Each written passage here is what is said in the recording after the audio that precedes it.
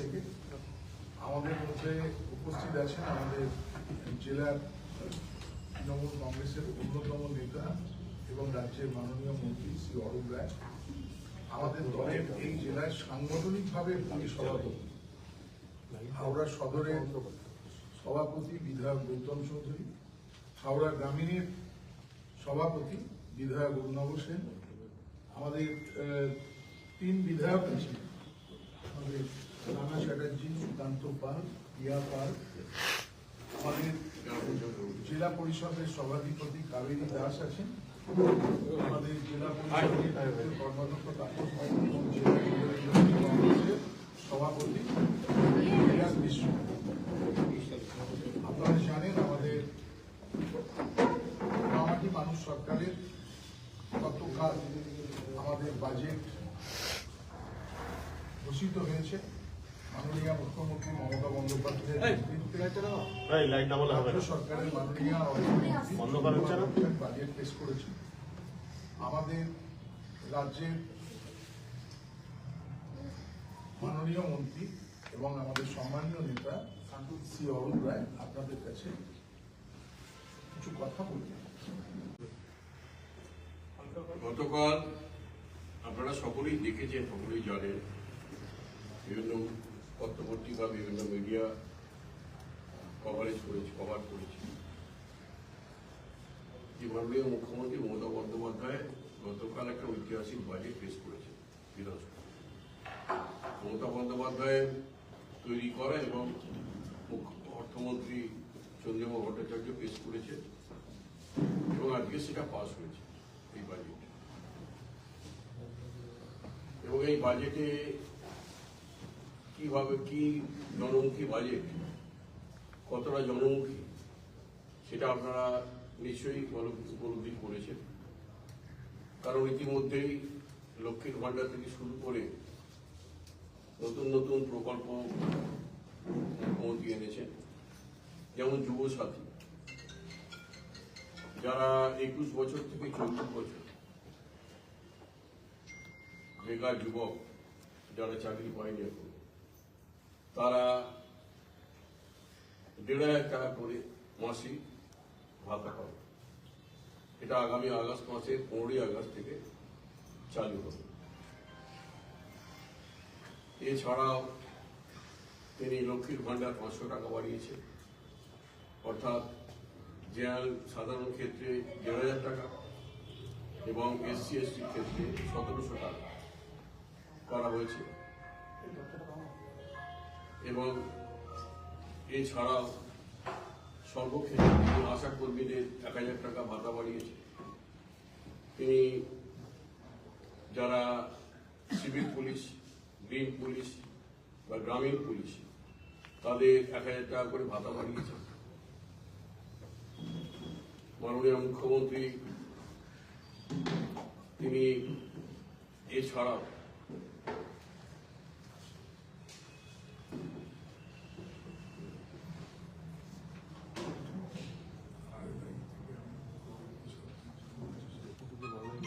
ক্ষেত মজুরদের জন্য টাকা 4,000 টাকা, অঙ্গনওয়াড়ি যারা ওয়ার্কার তাদের জন্য ভাতা 1,000 টাকা করে ভাতা বাড়ানো,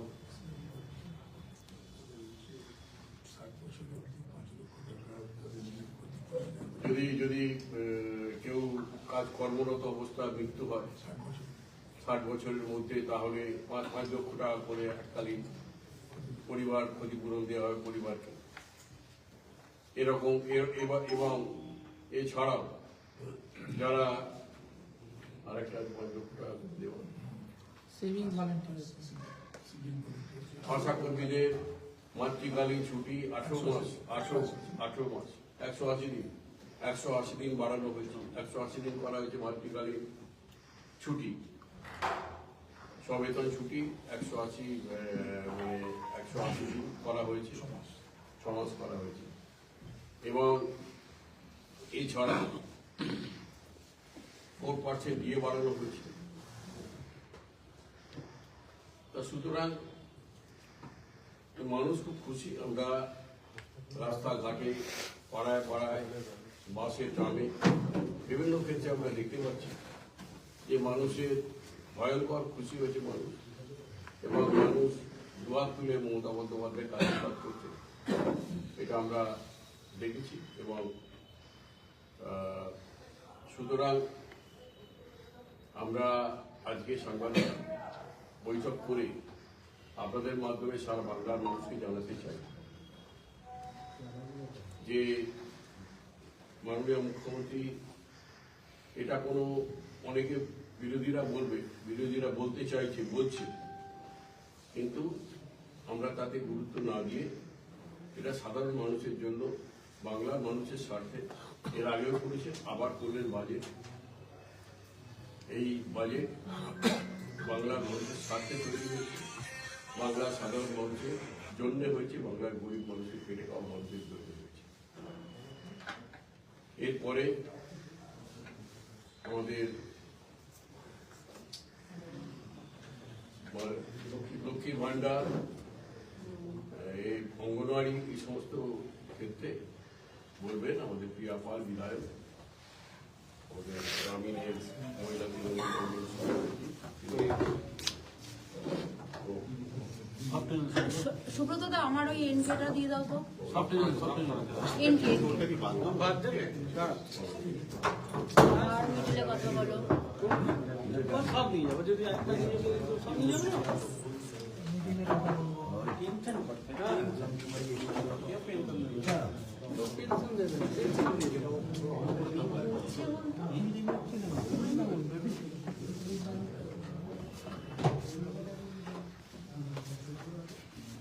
এই বাজেট গ্রাম বাংলার সাধারণ মানুষের জন্য এই বাজেট মাননীয় মুখ্যমন্ত্রী পাশ করেছেন।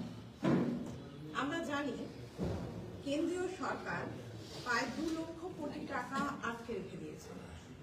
তারপরেও মাননীয় মুখ্যমন্ত্রী এবং আমাদের অর্থমন্ত্রী যে বাজেট পেশ করেছেন, তাতে কৃষক থেকে, শ্রমিক থেকে, গ্রাম বাংলার মায়েরা সবাই যে সুযোগ সুবিধে পাচ্ছে সেটা অতুলনীয়। আমরা দেখেছি ছোটবেলায় কোনো মা তার বাচ্চাকে নিয়ে যখন কোনো কিছু কেনাকাটি করত, অনেক সময় দেখা যেত বাচ্চাটা পেছনে কাঁদতে কাঁদতে যাচ্ছে, কি সে একটা লজেস কিনতে চাইছে, কি একটা বিস্কুট কিনতে চাইছে। মা হয়তো অনেক সময় রাগের ছোটে পিঠে একদা কষিয়েও দিত, মায়ের চোখেও জল থাকতো।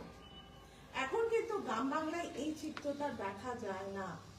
মাননীয় মুখ্যমন্ত্রী আমাদের গ্রাম বাংলার মহিলাদের হাতে 1000 টাকা আগে ছিল, সাধারণ যারা জেনারেল সম্প্রদায়ের মানুষ, সাধারণ সম্প্রদায় জাতি, তাদের জন্য 1000 টাকা থেকে এখন হলো 1500, আর যারা এসসি এসটি তাদের জন্য ছিল 1200, সেটা 1700 হলো।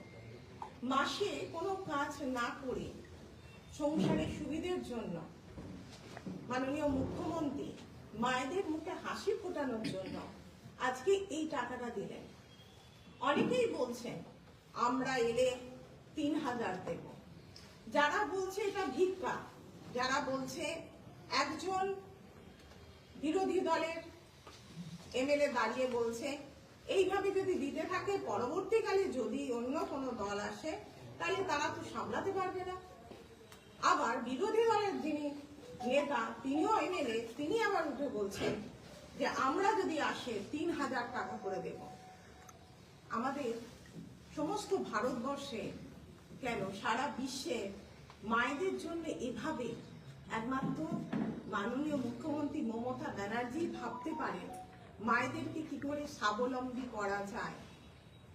কোন রাজ্যে নেই, যেখানে ডবল ইঞ্জিন সরকার চলছে সেখানেও নেই। আমরা দেখেছি রিসেন্ট ভোট হয়েছে বিহারে, ভোটের আগে 10,000 টাকা করে মায়েদের দেয়া হলো। মায়েরা খুশি, গরিব মানুষ খুশি, ভাবলো এই টাকায় তার ছেলে মেয়ে দুধে ভাতে থাকবে। কিন্তু ভোটের পরে আমরা দেখলাম পুরো চিত্রটা বদলে গেল। কি হলো? সেই টাকা তাদের থেকে ফেরত নেওয়া হলো। দিল্লি বোর্ড গঠন করার আগে দিল্লিতেও বলা হয়েছিল আমাদের ভোট দাও, আমরা কিন্তু কি করব না, আমরা তাদের তোমাদের হ্যাঁ লক্ষ্মীর ভান্ডার দেব, কিন্তু হয়নি। সব জায়গায় ভাওতাবাজি। আমাদের মাননীয় মুখ্যমন্ত্রী যেটা করেছে, বাংলার মহিলাদের এগিয়ে নিয়ে গেছেন। এই টাকা দিয়ে শুধু যে বাচ্চাদের মুখে অন্ন উঠছে তা নয়, এই টাকা দিয়ে তারা নিজেরা স্বাবলম্বী হচ্ছে। এই টাকা জমিয়ে নানা রকম বিজনেস করছে, আমাদের অর্থনৈতিক উন্নতি হচ্ছে। আমরা কন্যাশ্রী পাচ্ছে মেয়েরা শিক্ষাশ্রী পাচ্ছে, মেয়েরা রূপশ্রীর টাকা পাচ্ছে, পড়াশোনার জন্য যাবতীয় মেয়েদের এগিয়ে নিয়ে যাচ্ছে।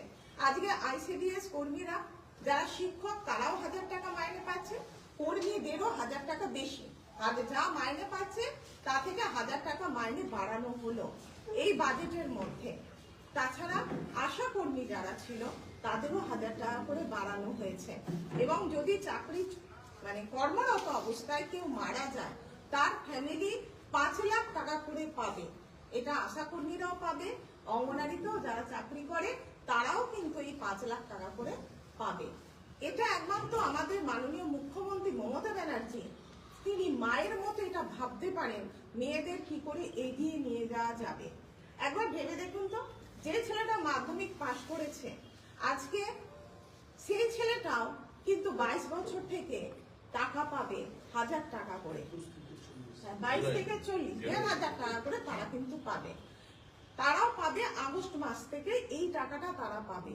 এটাও একটা কিন্তু তাদের কাছে অনেকটা, আমরা যারা পিছিয়ে পড়া মানুষ তাদের কাছে কিন্তু এই টাকাটা অনেক বড় অ্যামাউন্টের টাকা। আর তাছাড়া মাননীয় মুখ্যমন্ত্রী মেয়েদের জন্য যেভাবে কাজ করছে, আমি একজন মহিলা বিধায়ক হিসেবে তাকে আমি কুর্নিশ জানাই তার এই এগিয়ে যাওয়ার জন্য। ঠিক আছে, ঠিক আছে। না একটু দাঁড়া, একটু আছে, একটু দাঁড়া, একটু আছে আমাদের।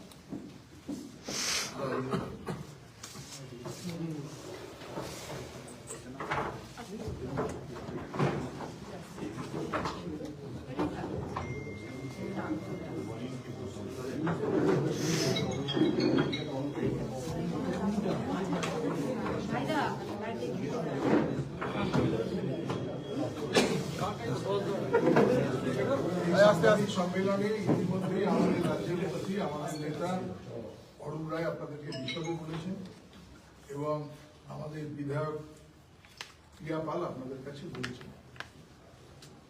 আপনারা জানেন গতকাল যে বাজেট পেশ করেছেন মাননীয় অর্থমন্ত্রী, মাননীয় মুখ্যমন্ত্রীর নেতৃত্বে, এই বাজেট মানুষের বাজেট, এই মানুষ সাধারণ মানুষের বাজেট। যখন কেন্দ্রীয় সরকার যে বাজেট দিশাহীন বাজেট, সেই সন্ধিক্ষণে দাঁড়িয়ে রাজ্যের এই বাজেট মানুষের বাজেট এবং সর্বস্তরের বাজেট। একদিকে দেখুন যেমন যুবদের, ছাত্রদের, মহিলাদের, এসসি এসটি, প্যারা টিচার থেকে আরম্ভ করে আশা, আইসিডিএস, ঠিক তেমনি ভাবে কৃষক। ভারতবর্ষের কোনো রাজ্যে এই প্রথম যিনি ভূমিহীন কৃষক, সেই ভূমিহীন কৃষক তাদের জন্য ডাটাবেস হবে এবং খরিফ ও রবি শস্যের জন্য বছরে 2000, 4000 টাকা দুবার দেওয়া হবে। এবং আরএলআই, ক্ষুদ্র এবং প্রান্তিক কৃষক, তারা আরএলআই যেটা চার্জ পুরোপুরি মুকুব করে দেওয়া হবে। যারা আমাদের অন্ন যোগান দেন, চাষি কৃষক, তাদের চাষ করে, কেন্দ্রীয় সরকার যখন কৃষকের উপর, কৃষিজাত পণ্যের উপর জিএসটি চাপায়, আর মাননীয় মুখ্যমন্ত্রী তাদেরকে সাহায্য করে, সহযোগিতা করে, তাদেরকে ভূমিহীন কৃষক তাদেরকে বছরে 4000 টাকা খরিফ এবং রবি শস্য দিয়ে একটা ঐতিহাসিক সিদ্ধান্ত নেন, যেটা ভারতবর্ষের মধ্যে প্রথম। এবং মাননীয় মুখ্যমন্ত্রীর নেতৃত্বে আপনারা দেখেছেন আমাদের জেলাও যারা প্রান্তিক কৃষক গ্রামীণ এলাকায়, তারাও নানানভাবে যেমন উপকৃত হবে, ঠিক তেমনি এই রাজ্যেও আপনারা জানেন যে ঘাটাল মাস্টার প্ল্যান, ঘাটাল আমাদেরও আমতা উদয়নারায়ণপুর, সেখানে কেন্দ্রীয় সরকার 1 পয়সাও দেয়নি। মাননীয় মুখ্যমন্ত্রী মমতা বন্দ্যোপাধ্যায়ের ঘাটাল মাস্টার প্ল্যানের কাজ ইতিমধ্যেই শুরু করে দিয়েছে। এর বাইরেও আমাদের রাজ্যে মালদা, মুর্শিদাবাদ ভাঙন প্রবণ এলাকা, সেই ভাঙন প্রবণ এলাকায় প্রতিনিয়ত ভাঙন দেখা যায়। কেন্দ্রীয় সরকার একটা পয়সাও দেয় না, কিন্তু মাননীয় মুখ্যমন্ত্রী মালদা এবং মুর্শিদাবাদে ভাঙন রোধে একাধিক ব্যবস্থা নেওয়া এই বাজেটে ঘোষণা করেছে। এর বাইরেও আপনারা শুনেছেন নিশ্চয়ই, কিন্তু আমরা আবার আপনাদের মাধ্যমে রাজ্যবাসী এবং হাওড়া শহর, গ্রাম, হাওড়ার মানুষের কাছে আমরা বলতে চাই, প্যারা টিচার, শিক্ষাবন্ধু, সহায়ক, সহায়িকা, সম্প্রসারক, মুখ্য সম্প্রসারক, স্পেশাল এডুকেটর ও ম্যানেজমেন্ট স্টাফদের মাসিক সাম্মানিক এপ্রিল 2026 থেকে 1000 টাকা বাড়ানো হবে এবং 60 বছর অবধি পূর্ণ হওয়ার আগে মৃত্যু হলে নিকট আত্মীয়রা 5 লক্ষ টাকা ক্ষতিপূরণ পাবে। এই বাজেট মানুষের বাজেট, এই বাজেট সমাজের সর্বস্তরের মানুষকে নিয়ে বাজেট এবং এই বাজেট প্রকৃত অর্থে জনমুখী বাজেট। অপরদিকে কেন্দ্রীয় সরকারের একটা দিশাহীন বাজেট। আমরা তাই আমাদের রাজ্যের সম্মানীয় মুখ্যমন্ত্রী মমতা বন্দ্যোপাধ্যায়কে জেলাবাসীর তরফ থেকে এবং রাজ্যবাসীর তরফ থেকে কৃতজ্ঞতা জানাই তার এই মানবিক বাজেট করার জন্য, এবং এর দ্বারা মানুষ নানানভাবে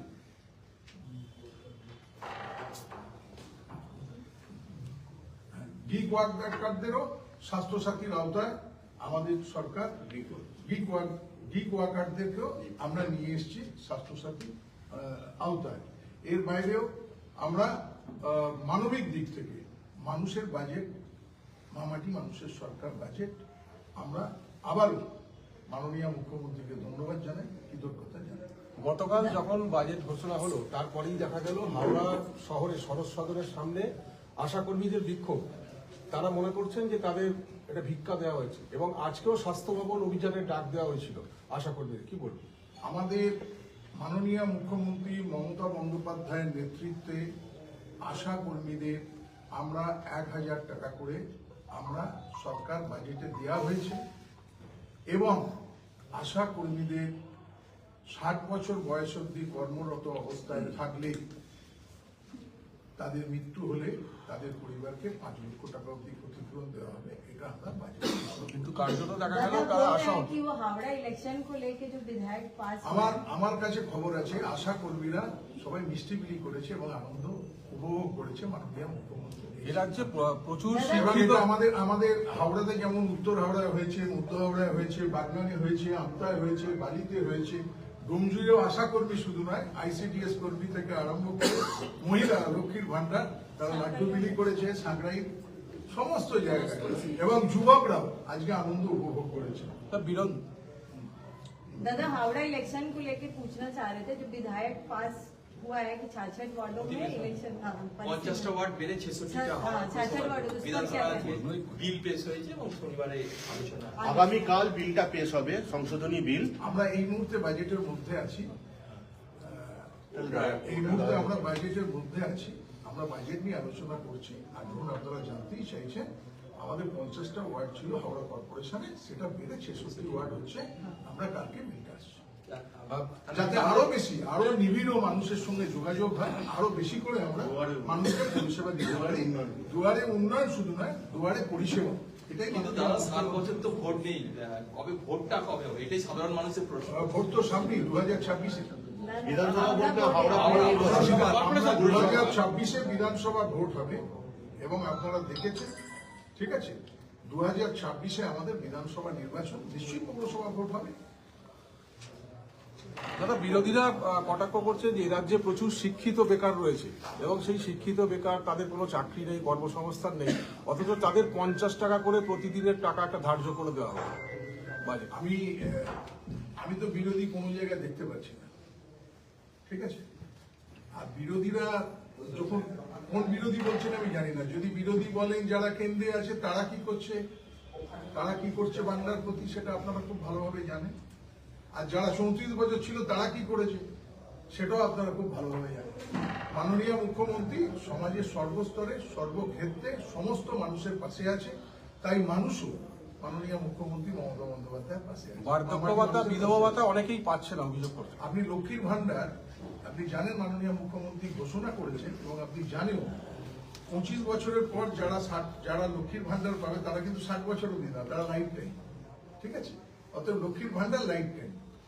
বলছি দাদা বিরোধীরা যেটা বলছে আমরা স্পেসিফিক বলি, আমরা আমাদের কথা বলতে এসেছি। ঠিক আছে, আমি বলি আমরা আমাদের কথা বলতে এসেছি। গতকাল আমাদের রাজ্য বাজেট পেশ করেছেন মাননীয় মুখ্যমন্ত্রী মমতা বন্দ্যোপাধ্যায়ের উপস্থিতিতে মাননীয় অর্থমন্ত্রী চন্দ্রিমা ভট্টাচার্য। আমরা এই যে বাজেট আপনাদের মাধ্যমে মানুষের কাছে পৌঁছে দিতে চাই। তাহলে একটাই প্রশ্ন দাদা, এটা বলছে যে পলিটিক্স অফ রোল এটা বলা হচ্ছে বাজেটকে, কারণ এটা ইলেকশনের সামনেই তার দিকে তাকিয়ে হচ্ছে। না, লক্ষ্মীর ভান্ডার তো আগেও পেয়েছি, লক্ষ্মীর ভান্ডার তো আগেও পেয়েছি। বিরোধীরা অনেক কথা বলে, তারা বিরোধিতা করার জন্য অনেক কথা বলে, তাকে আমরা গুরুত্ব দিই। আমরা উন্নয়ন করি, উন্নয়নই আমাদের কাজ। যারা এই ধরনের কথা বলে তারা নিজেরা কি করছে আগে নিজেরা দেখুন, পরবর্তীকালে তৃণমূল কংগ্রেসের কথা বা পশ্চিমবঙ্গের না, লক্ষ্মীর ভান্ডার এর বাইরেও মাননীয় মন্ত্রী বলেছেন লক্ষ্মীর ভান্ডার তো চালু আছে এবং এই মুহূর্তে 2,21,00,000 পায়, আরো 21,60,000 হচ্ছে। 2,42,00,000 বাংলার মহিলা, বাংলার নারী, তারা লক্ষ্মীর ভান্ডার 2,21,00,000 পাচ্ছে, আরো অ্যাড হয়ে 2,42,00,000 পাবে। এটা নির্বাচনের স্ট্যান্ড না বিরোধীদের স্ট্যান্ড, কোনটা? দাদা 2024 সালে নভেম্বরের পর থেকে যারা নতুন ভাবে অ্যাপ্লাই করছে লক্ষ্মী ভান্ডারের জন্য এখনো তারা পেমেন্ট পাচ্ছে না, এখন একজনও পায় না, পাচ্ছে না না এটা তো পাবে। এটা একটা সিস্টেম আছে, একটা মানে অফিসিয়াল আর কিছু করেসপন্ডেন্স করতে হয়, কিছু লেখালেখি করতে হয়, সেগুলো করলে তারপরে 20,67,000 নতুন লক্ষ্মীর ভান্ডার দেওয়া হবে যারা অ্যাপ্লাই না, করেছে। আপনি আগে বলুন 2,21,00,000 পাচ্ছে তো? হ্যাঁ, সেটা আমি বলছি পাচ্ছে। আমি বলি, আপনি কোশ্চেন করেছেন হ্যাঁ, আমাকে, একদম। 2,21,00,000 পাচ্ছে তো?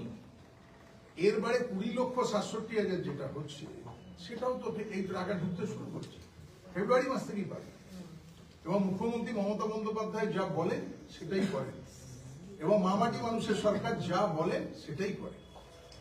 ঠিক আছে, লাস্ট প্রশ্ন, এই বাজেটে কোনো যেটা বিরোধীরা বলছে কোনো বড় ধরনের এখন ইন্ডাস্ট্রি বিরোধী বলছে না, বিরোধী বলছে না, কোনো হাউস বলছে সেটা আমার একটু জানা নেই। না, না, house না, আমি বলছি, আমি তো বিরোধী কাউকে দেখতে না, না, পাচ্ছি না। না, আমি বলছি, আমি বলি, না, আমি আপনাদের বলি, আমরা যেটা করছি মাননীয় মুখ্যমন্ত্রী মমতা বন্দ্যোপাধ্যায়ের নেতৃত্বে মামাটি মানুষের সরকার 2011 সালের পর থেকে 2026 সাল আজও 94টা প্রকল্প চলছে, 94 প্রকল্প, এবং সেই পরিষেবা সকলে পাচ্ছে।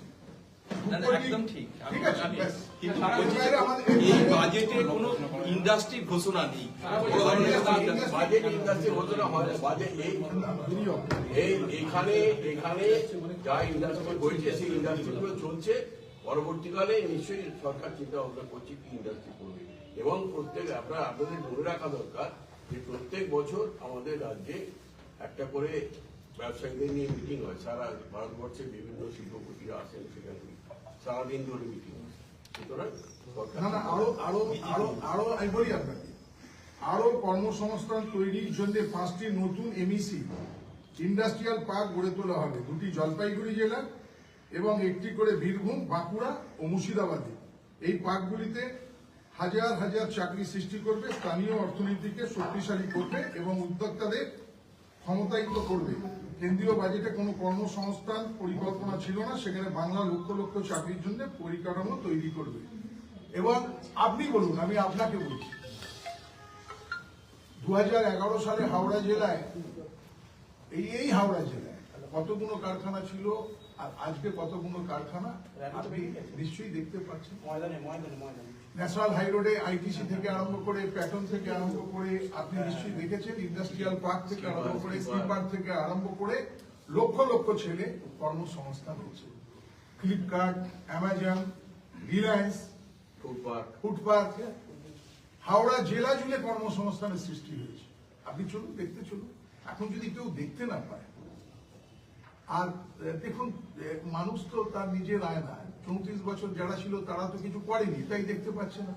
আর কেন্দ্রীয় সরকারও আজকে যারা আছে রাজ্যকে বঞ্চনা করছে, 2 লক্ষ কোটি টাকা পাওয়া যায়, রাজ্যকে বঞ্চনা করছে, তারা উন্নয়ন করতে পারেনি, বাংলাকে বঞ্চনা করতে শিখেছে।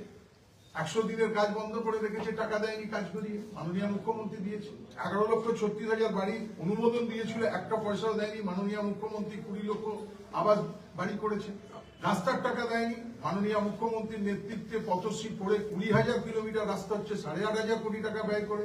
জল জীবন মিশনের টাকা 6,000 কোটি টাকা দেয়নি, প্রায় 1.5 বছর কেন্দ্রীয় সরকার দেয়নি। মিড ডে মিলের টাকা দিচ্ছে না, বাংলাকে প্রতিনিয়ত বঞ্চনা করছে।